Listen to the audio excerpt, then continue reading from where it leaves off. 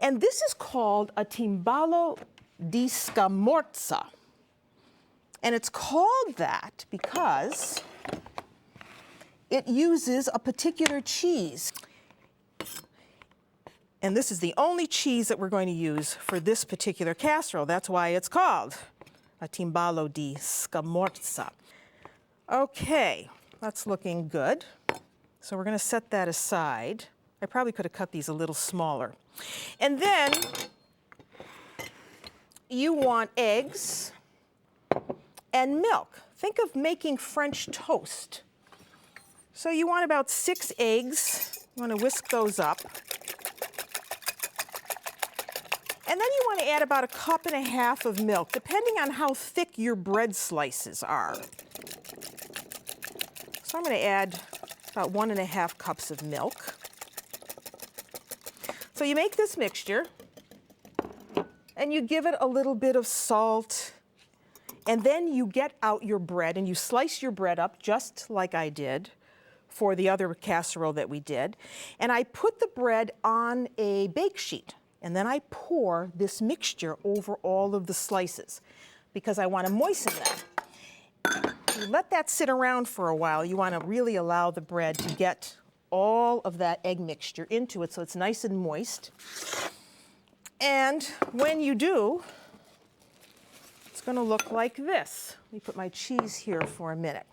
So here are some slices that I've had soaking now for a little while. You can do this part ahead of time. So if you wanted to do this several hours ahead of time, you could. And you see how nice and soft they are.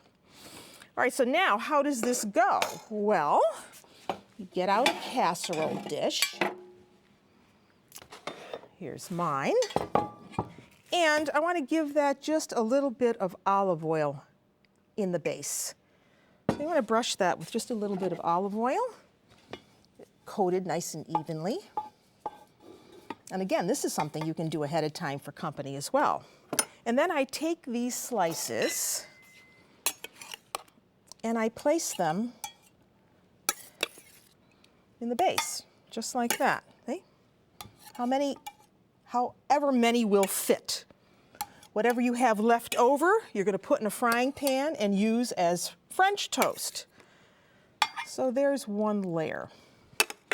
Then we need salame. And salame is a pork product. We call it salami here, but it's really salame in Italian. You take some of this scamorza and you put it over the salami. Does this sound good or what? So you spread that out over the salami.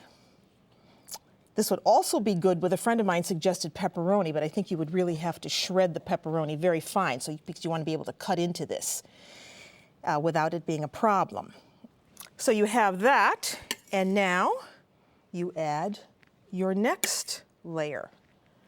Remember, those slices are well soaked with the egg mixture.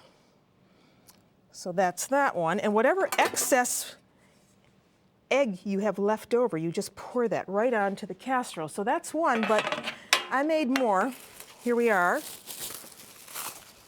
More bread. So let's finish this layer. You finish off with another layer of bread. So here is our last layer. Beautiful. Who isn't going to enjoy this? All right, then when you get to this part, if you have any cheese left over, just put it on top. We're going to give this, a little butter on top, just to keep that moist. A little butter over the top. And then what I like to do is press on this with a piece of wax paper.